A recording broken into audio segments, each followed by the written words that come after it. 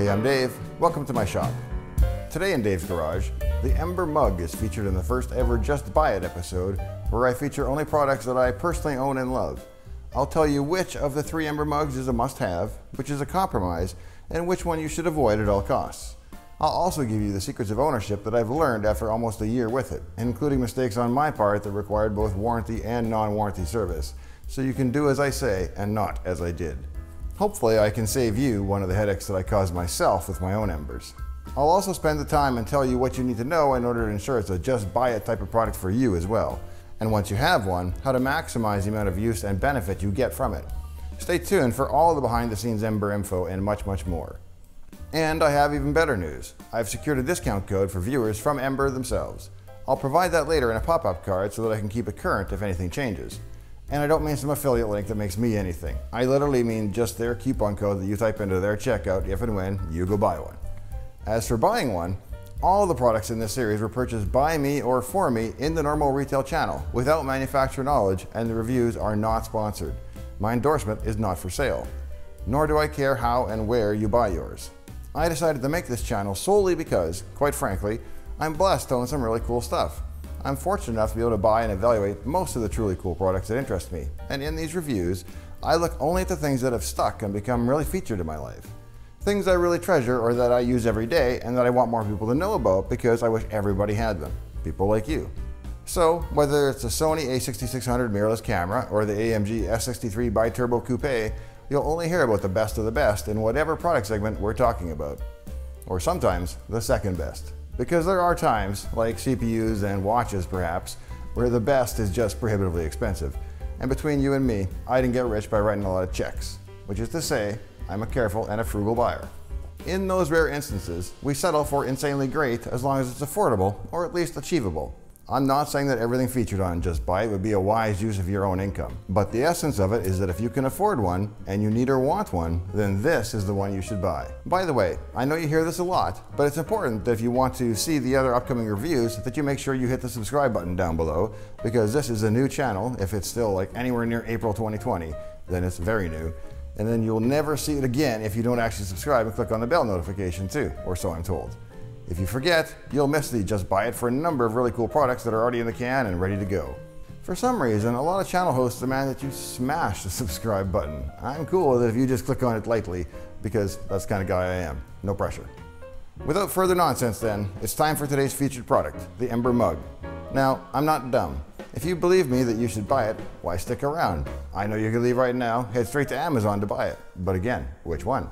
As I said up front, there are 3 models available, and of course, I will tell you in very specific detail which is which and why it matters so much later in the episode.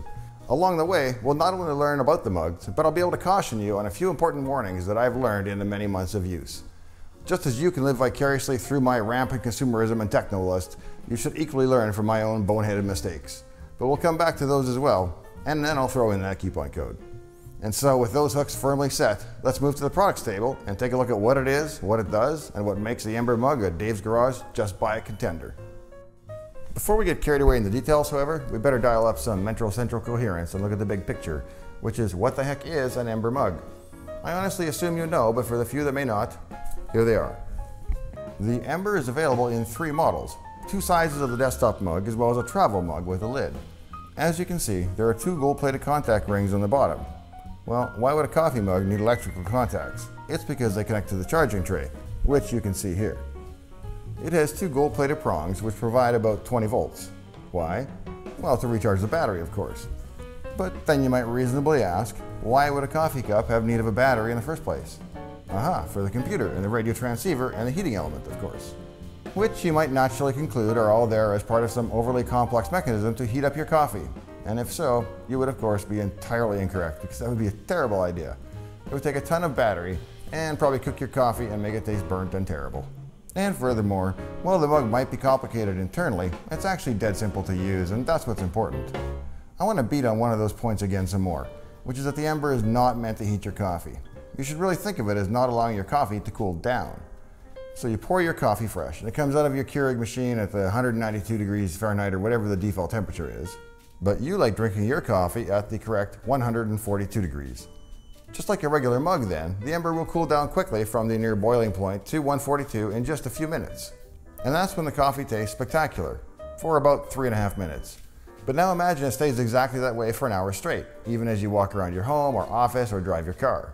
Instead of continuing to cool off like a regular cup does, leaving you with lukewarm coffee not long after pouring it, the Ember's computer fires up that battery to power up the heating element off and on as needed to maintain the perfect 142 degrees. The Ember maintains your perfect set temperature for up to about an hour.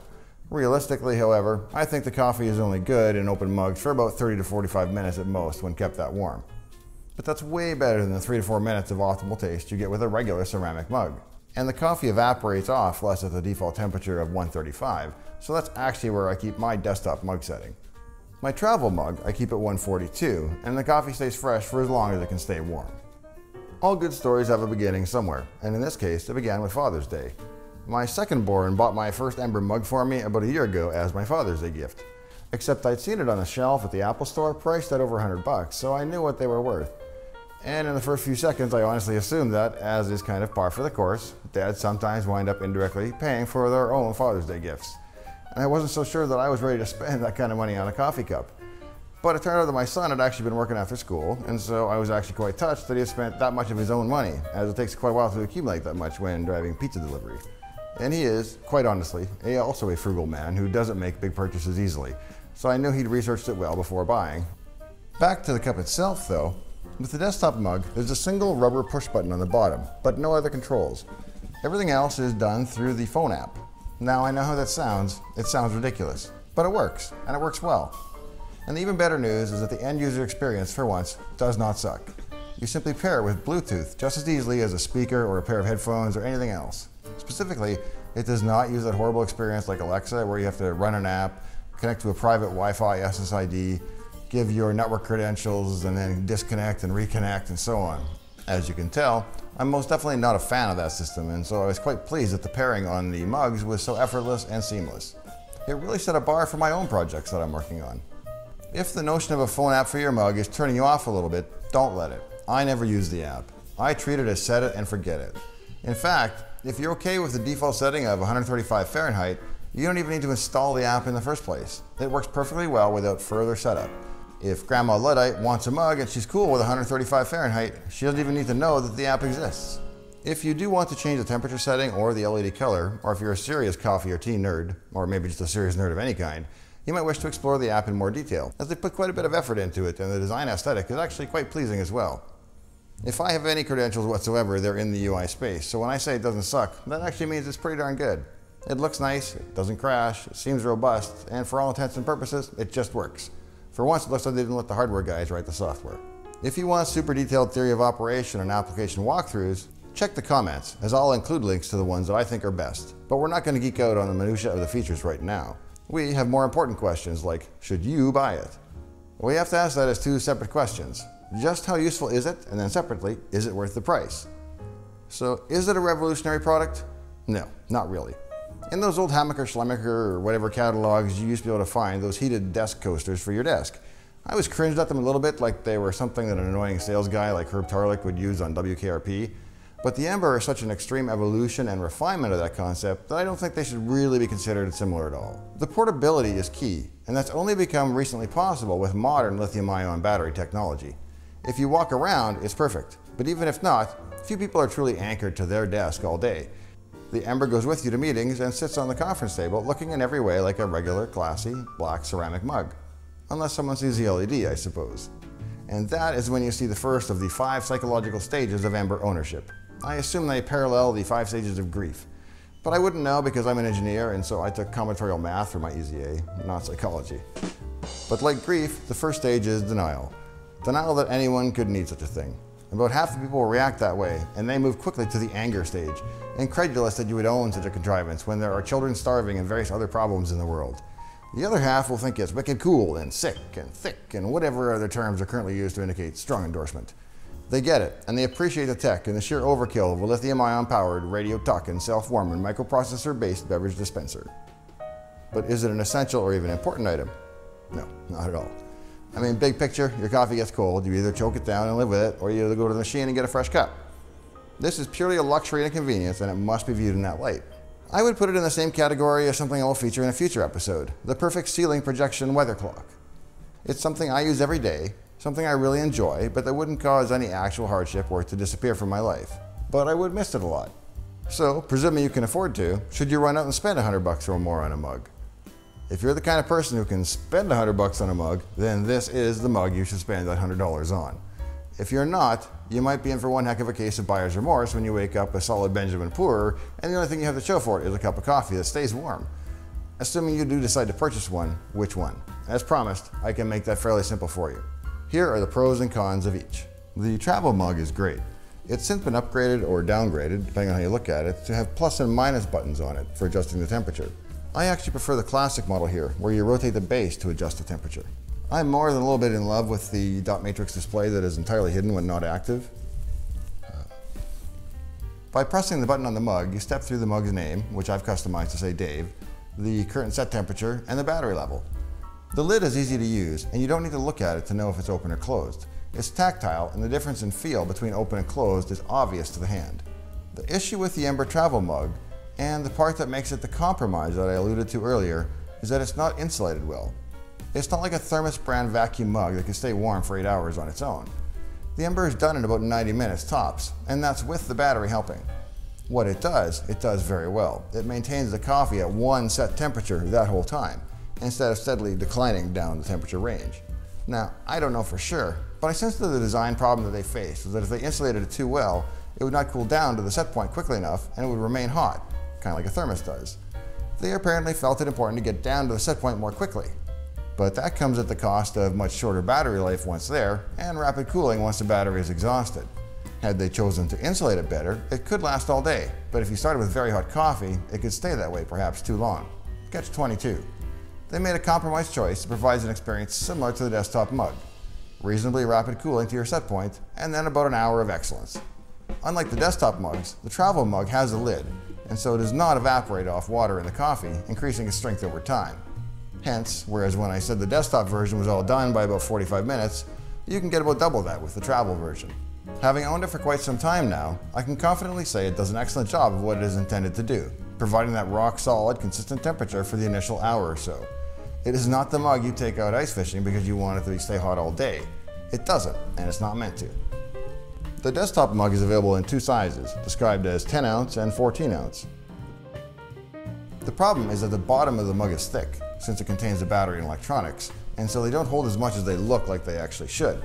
The sizes are still accurate as listed, but in actual use, since you don't fill right up to the top, a typical pour means you're going to get 8 or 12 ounces respectively. And I'll be honest, unless you're a tea drinker perhaps, 8 ounces is just too small for me. And I've heard that lament about the small mug so many times now that I'm clearly not the only one who feels that way.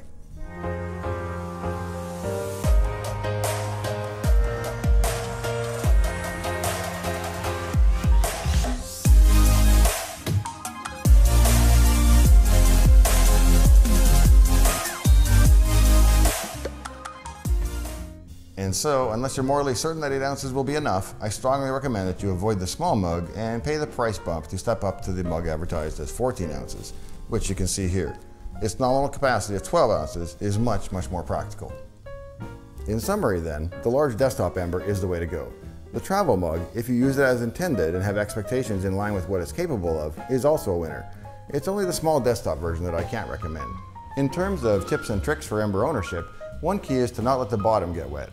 I've never seen a failure, but Ember strongly cautions against letting liquid into the charging tray. It's truly important then that you treat the charging tray as precisely that, an electronic instrument, and not a saucer for your spills. If you do slop coffee into it, I recommend you wipe the tray and the bottom of the mug to keep them dry. With the travel mug, the lid is the weak spot in terms of durability. I've dropped the lid twice, and both times it would not stay latched after that. Ember cheerfully replaced one for me under warranty, but I paid for the second one out of pocket because I felt like a bonehead for doing it again. I've yet to drop any of the actual mugs, but I have no illusion that it would be good for them.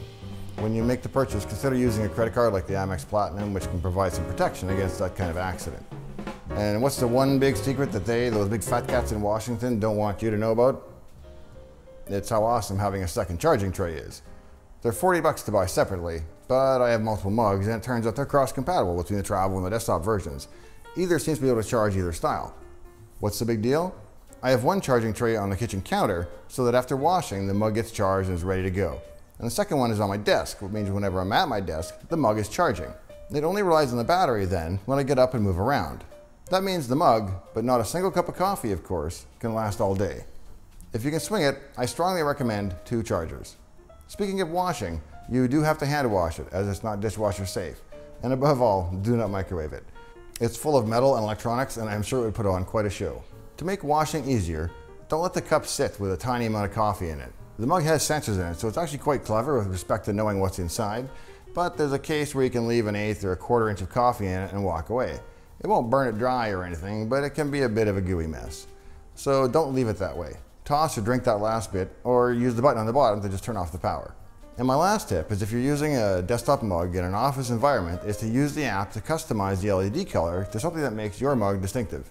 Sooner or later, yours won't be the only one around the office and you want to be able to tell them apart.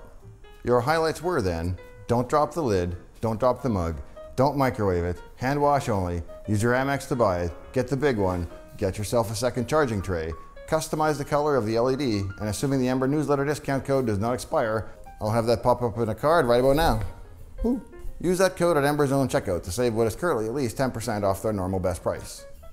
And there you have it. That may not be absolutely everything you need to know about the Ember mugs, but now that you know what I know, that's enough to know that you need to buy one. The Ember mug. Just buy it. Thanks for meeting me out here in the shop. Join me next time in Dave's Garage for more Just Buy It reviews of products that left me seriously impressed. Until then, please do consider subscribing to Dave's Garage. From cool projects to cool products, if it's interesting enough to be in my shop, it's interesting enough to be in your browser. Thanks very much, and have a great day. Whoa, it's hot. Thanks very much, and have a great day.